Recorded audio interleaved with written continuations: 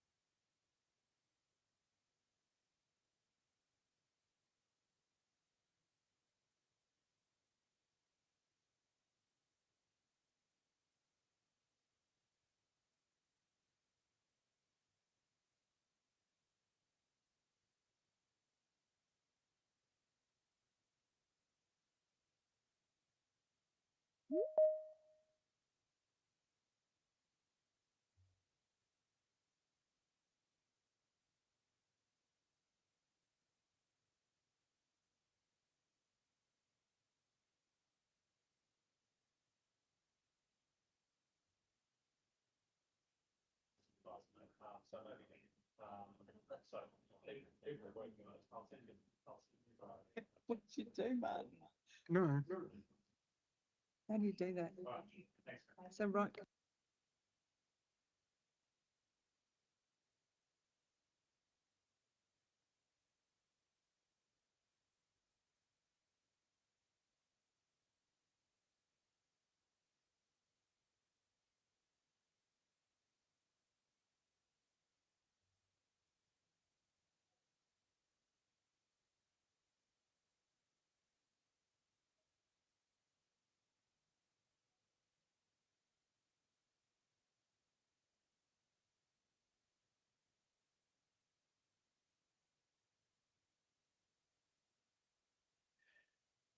Am I back in now?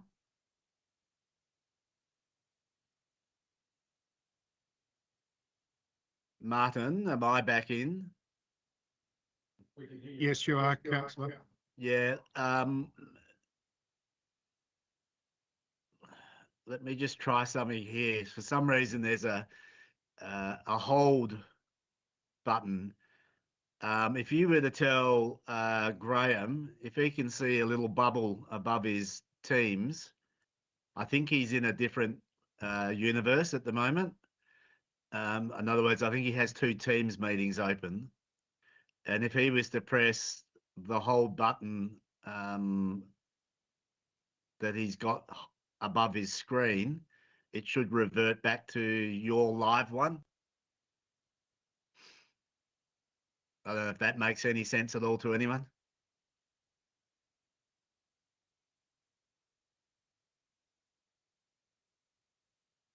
I can't ring Graham because I'm at Donnelly, so I don't have access to a phone.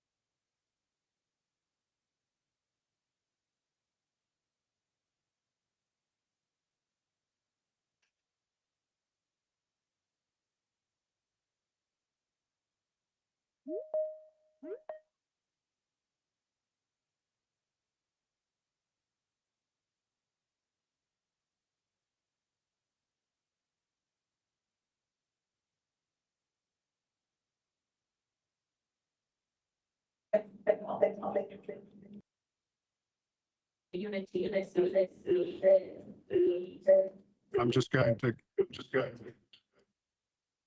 do that.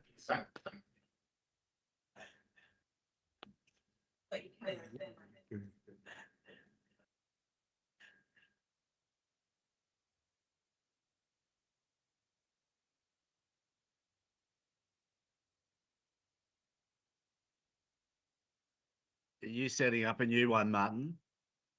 Right. I can't hear you. We're just going to ask Graham to rejoin. Okay.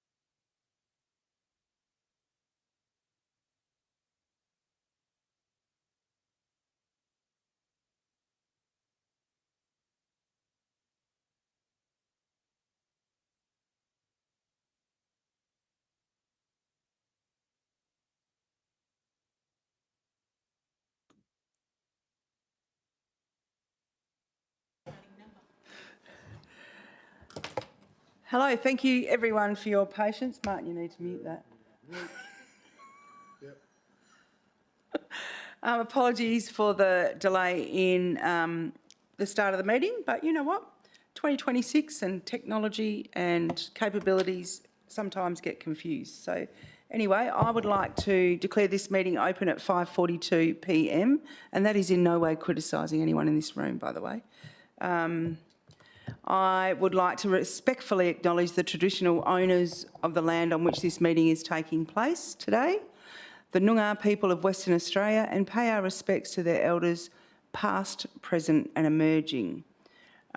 We have Councillor Sullivan attending electronically with my permission, and also Director Graham Tattersall from the City of Fremantle, also attending electronically. We have no apologies. And so that's it. Number 3, not any disclosures of interest? No, there are none. There is no response to previous public questions taken on notice. I now open public question time up, and we have one attendee in person here today, and if you've got a public question, would you like to move to the microphone? Thank you. State your name.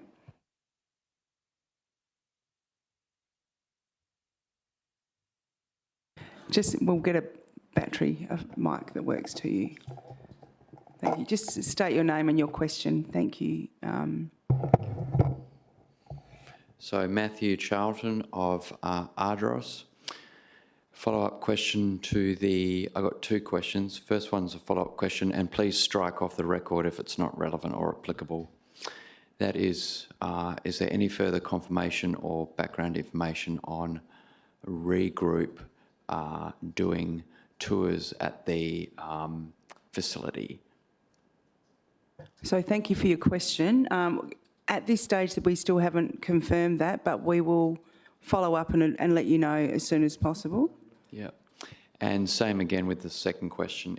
Please strike if it's not relevant or applicable, but it can be noted if necessary, and that is the Recycle Right app, which was disbanded or discontinued about 2 or 3 months ago. I was just a question mark with that as to why it was disbanded or discontinued. Thank you for your question. I'll pass that on to the Acting CEO. Thank you, Chair. The Recycle app was assigned across to DEWA for their purposes, so all of the intellectual property went to them for them to make use of as they saw fit. I do believe, however, that they will be retiring the Recycle Right and establishing some other mechanism of a similar nature. Thank you for your questions. And thank you for your passion and commitment to SMRC and also RRG as it stands currently today. I will move on now. I declare public question time closed at 5:46.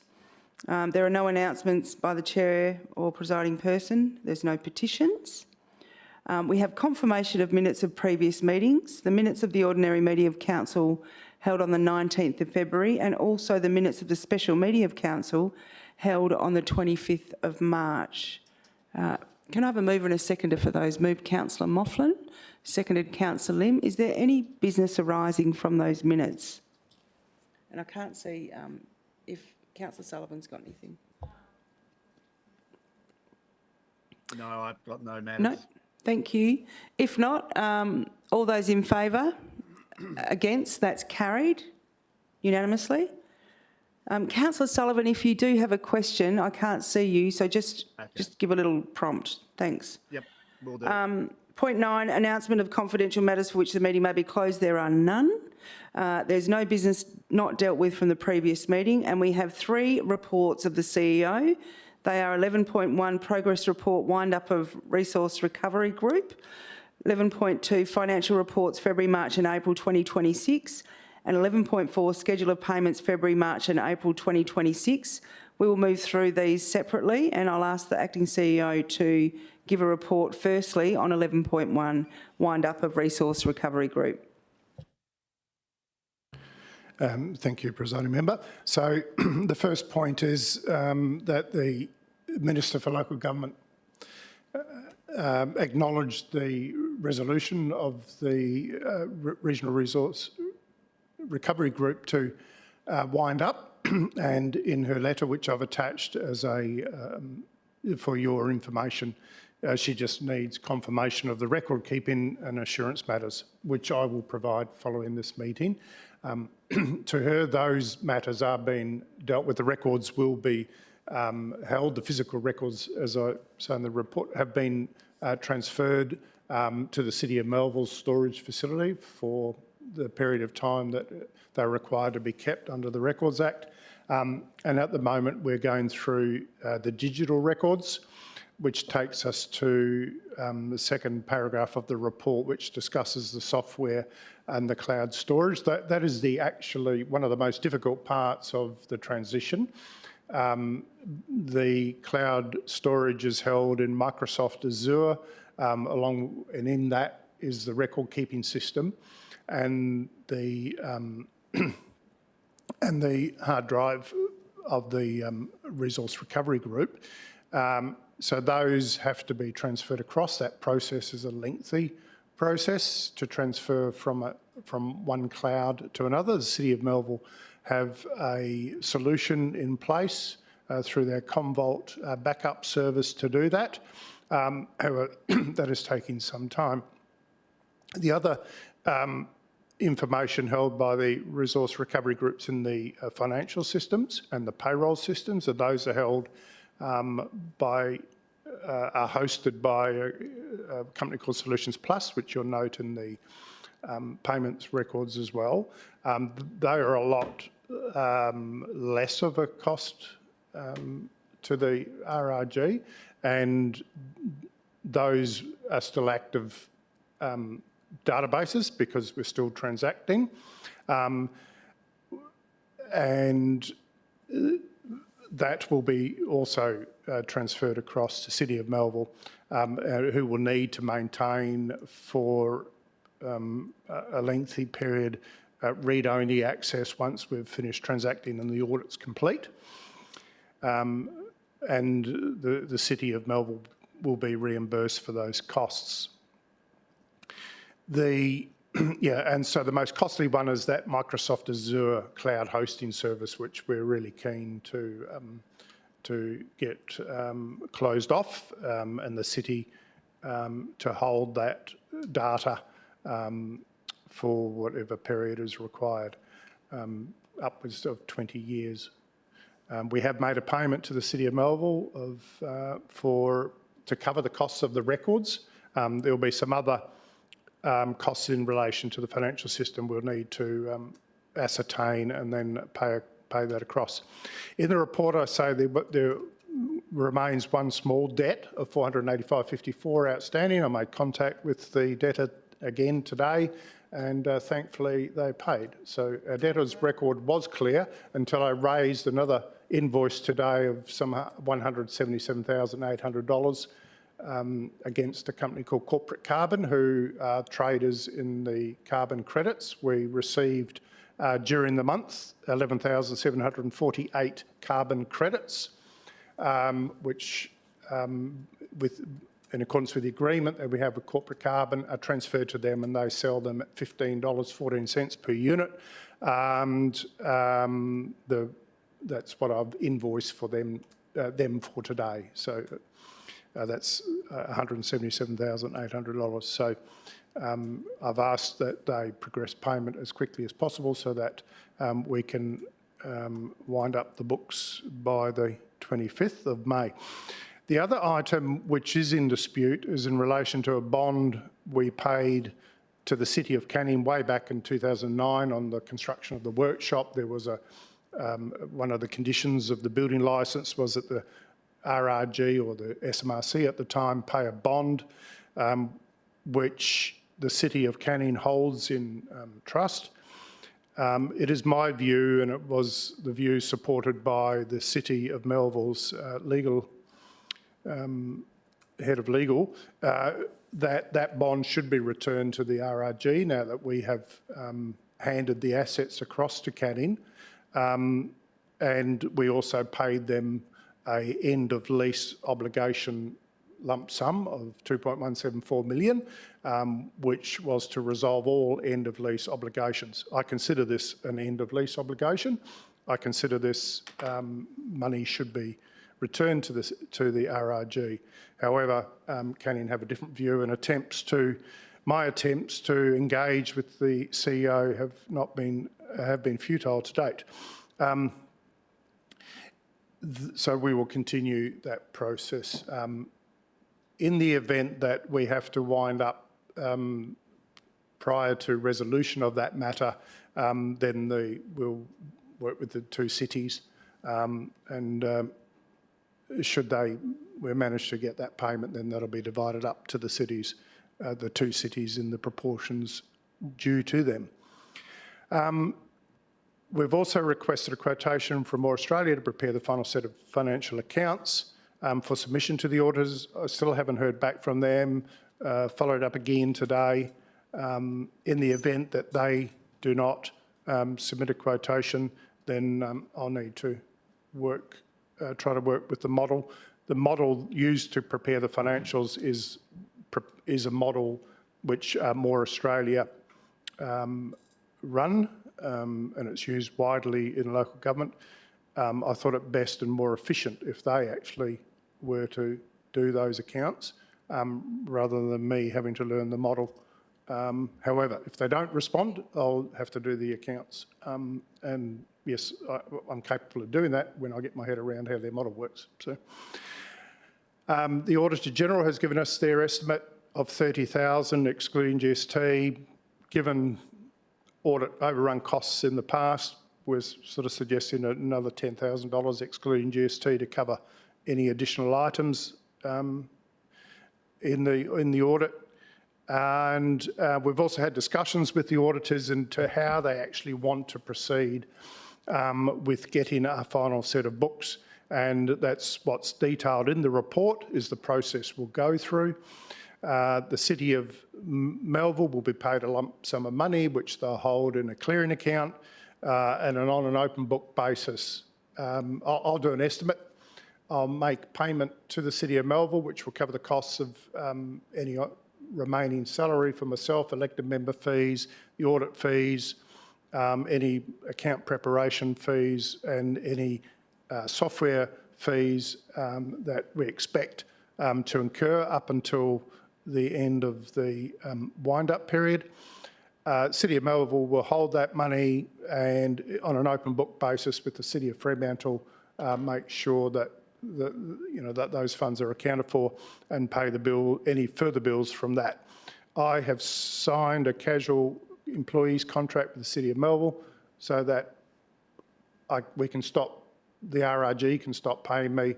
We pay a lump sum across to Melville. Melville can then pay me for a period, and that will be up until hopefully the end of June.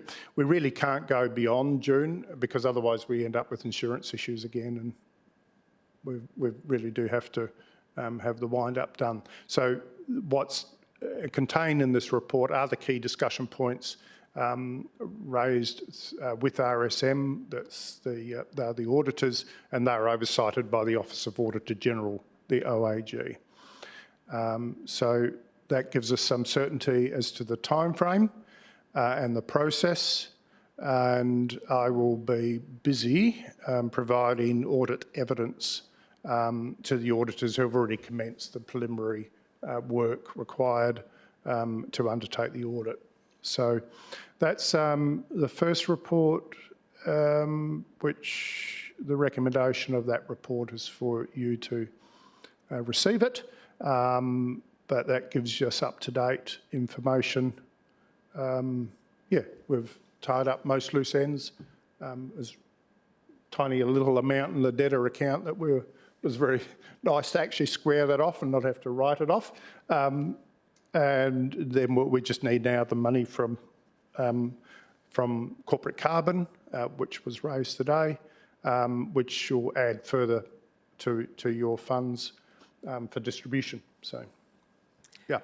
Thank you, Acting CEO. I just want to make a comment that the attachment, the letter from Minister Beasley is not attached. So I have forwarded that to all elected members and staff and governance to make sure it's attached to the minutes. So I've just forwarded it to everyone. Presiding member, it's attached, should be attachment 1 in the combined attachments folder. Oh. Sorry. Okay. You were trying to get a hyperlink, were you? Yeah, hyperlink. That's okay. Sorry, a little different. I'm not a wizard like the City of Melville staff, but they are in the combined attachments. Thank you, my bad. And I'm on someone else's computer because mine was skitzing out at the start. Okay, thank you. Any questions for Martin? Frank? Thank you. Yeah, I'm relatively comfortable with the information presented in the report itself, but you raised the point in regards to corporate carbon and the RRG receiving funds from them. Just the first question around that is, I assume that's a retrospective and it's not credits for ongoing activity. And then secondly, if we don't receive those funds prior to, or sorry, what's the risk of those funds being received late, and do we have contingencies to ensure that it doesn't impact the 30th of June cutoff? Yeah, at this stage, I've communicated with them and I've communicated our timeframes and they've said they don't have an issue with that. I received a request today for details so they can verify me through their EFT Sure system. So they are making steps to make the payment. In the event that it wasn't received prior to, we will still have the bank account. Those funds will be, we still have signatories. It's been accounted for now. I've raised the invoice. So what it means is it will physically, the cash will still come into the RRG's account and it will still be distributed to the members as will be accounted for in the final set of accounts, because we've got all the information now that secures that. There will be one more period, as I understand it, and it will be a very small amount, which will carry over into after June, but that will be, we're going to assign that across, the right to those funds across, again, to the City of Melville, who will then need to, when they are in receipt of that money, remit the proportion into the City of Fremantle. So those issues are in hand, yeah. Thank you. And just on the first question in regards to the carbon credits themselves and whether they are for retrospective. Yes, they are retrospective. You have to be able to prove them in order for them to be credited by the Clean Energy Regulator. Yeah. Thank you. Any further questions? Yeah, Councillor Lim, and then I have one too. Yeah, thank you, Madam Chair. So just looking at Hannah's email, Hannah Beasley's email. So what we decided today, when we send, will we be sending these minutes to Hannah Beasley, and then she will confirm whether that's sufficient enough to wind up, or is there anything we need to do on Hannah Beasley's email? Thank you. So we have advised the honourable member of the wind-up and the resolution of the council, and then further to her letter, I will advise her of the steps that the RRG is undertaking to ensure the records are properly kept in perpetuity, which I will outline and been handed across to the City of Melbourne, and provide the assurance necessary that the ongoing steps taken to finalise the wind-up are occurring. Yeah. But the reason for that is I just want to get a confirmation from her to say that there's nothing outstanding from our side, that we have already, completed everything that we have set out to do, and we are intending that 30th of June is the absolute cutoff. So any further action would need to be notified to us before, end of May, for example. Yeah, otherwise it would not be, we just don't have the time or the resource in the resource recovery to action any further items. Yeah, and that's why it's important that we cut off now on the transactions.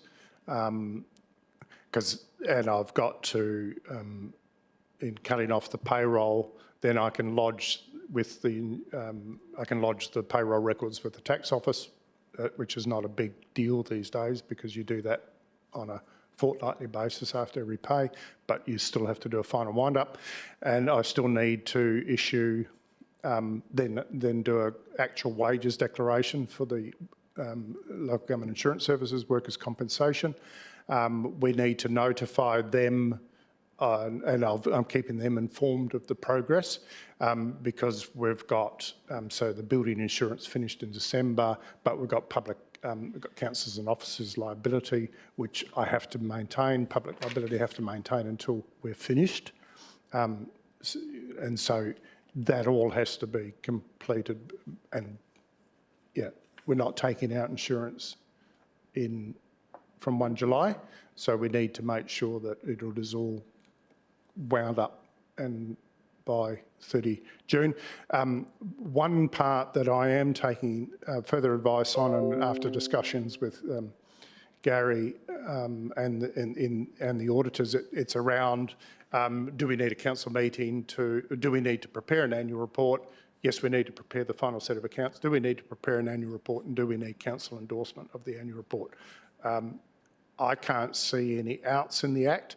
I have submitted an inquiry today, Gary, to the Department of Local Government, asking that question to get an answer back from them. I can't see where we don't require a council resolution. So that will be post the audit as per normal. So that would happen toward the end of June. Thank you. And look, I think for good governance, I can forward you the email and the letter. We can attach it that I sent originally to Minister Beasley when we first resolved to wind up. And look, also, I guess, in relation to the advice and what the Minister is asking about the establishment agreement, it's on a different page. What did she say? I note the implementation of the winding up process, including the treatment of assets and liabilities and the resolution of any remaining projects or undertakings, is governed by the establishment agreement as a matter for the RRG and its participant local governments. That's covered off in 12.1 of the establishment agreement. I entrust the acting CEO to do that, and I guess maybe once you do that, can you email us all? And I personally would like to see us tidy this up at the end of it, regardless of advice, or with an annual report and council endorsement of the end of it. I think. I have a question, if I may, around that outstanding money from City of Canning. Who was a member of the SMRC when that deposit was paid, and does that need to be redistributed out to those elected those councils?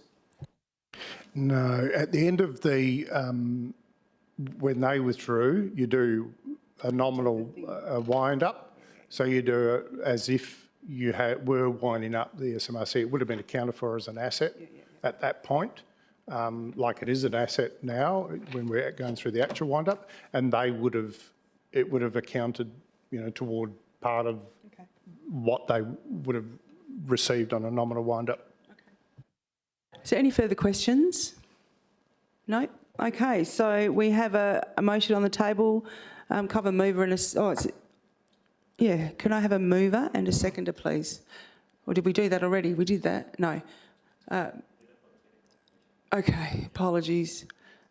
Moved Councillor Lim, seconded Councillor Moughlin. Is there any voice to the contrary? I declare that carried. Thank you. Now we'll go on to 11.2 financial reports. Acting CEO. Thank you, Presiding Member. The financial reports shown there is 3 months worth. So they will update each other until you get to through to April. You'll note that our monthly expenditure is much more minimal these days.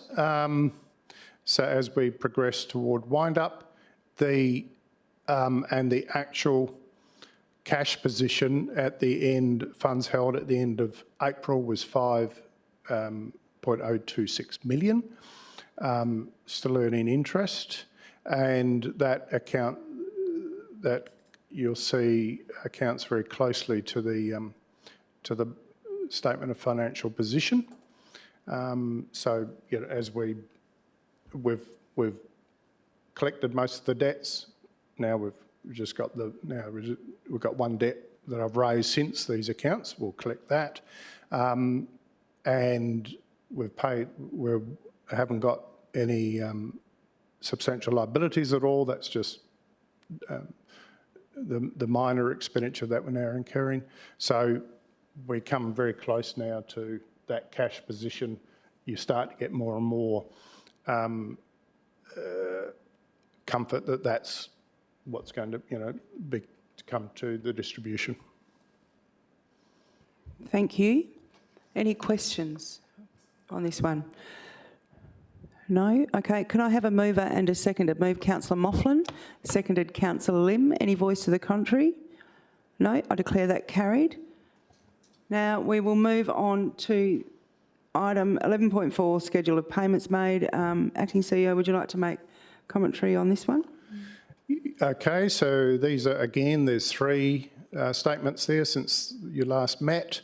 February is a longer list because there was some left over from January and November, some older payments.